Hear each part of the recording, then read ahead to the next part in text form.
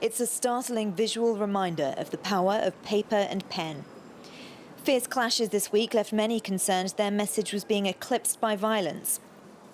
But step away from the protest front lines and the scale of peaceful dissent becomes clear. This train station now an ever-growing testimony to the resilience of activists and the people power that fuels them.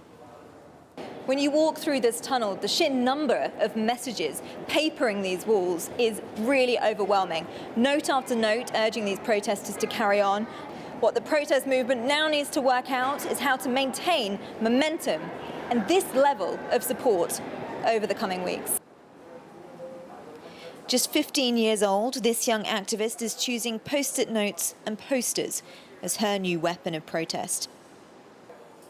Once on the front lines of the demonstrations herself, she now spends up to 8 hours a day here, holding her own private vigil, promoting her pro-democracy message. I would like to do the thing that I think it is right. I think it is very important in this time to just let the government know what we require for and to tell him we will never give up. Across the city, a very different kind of protest. Calls have been put out for people to withdraw all their money from bank accounts, a peaceful but perhaps ambitious plan designed to put pressure on authorities to meet their demands. Hong Kong people have tried many different ways to try to ask the Hong Kong government to withdraw the extradition bill. We just want to try every possible means to stop the bill. Massive street protests like this are still planned over the coming days and weeks. Some may end in clashes. But this movement has been defined by its inventiveness. The protesters' ability to evolve their strategy to maintain momentum and public support. And alongside the demonstrations, there will be those who'll keep finding new ways of making their voices heard. And DW's Charlotte Chelsom-Pill joins us now from Hong Kong. There she is. Charlotte, some real determination we've seen there from the young activists. Tell us what the situation is right now. Annie, yes, and protesters are back on the streets today. It's been a very rainy day so far in Hong Kong. I'm sure you can see all the people behind me carrying umbrellas, but they're braving this really horrible weather at multiple different locations across Hong Kong today. Earlier we saw a teachers' protest.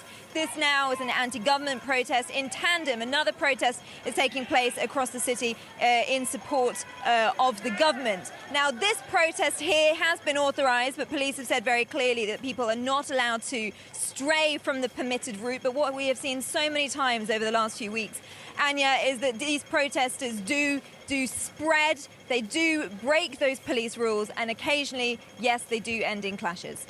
OK, now, a Chinese state media editorial this week stated that if Hong Kong can't restore the rule of law on its own, it is, quote, imperative for the central government to take direct action. Now, what do statements like that suggest? What effect are they having on the protesters?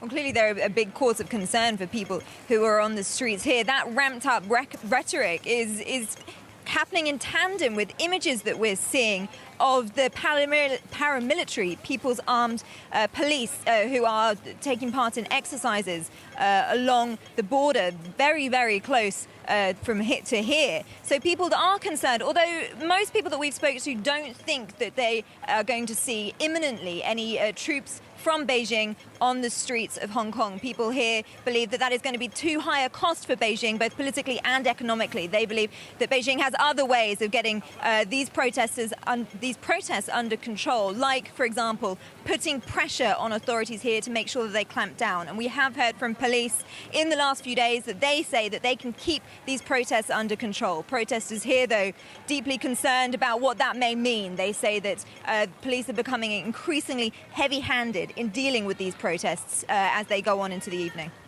All right, Charlotte Chelsom-Pill reporting for us from Hong Kong. Thanks so much.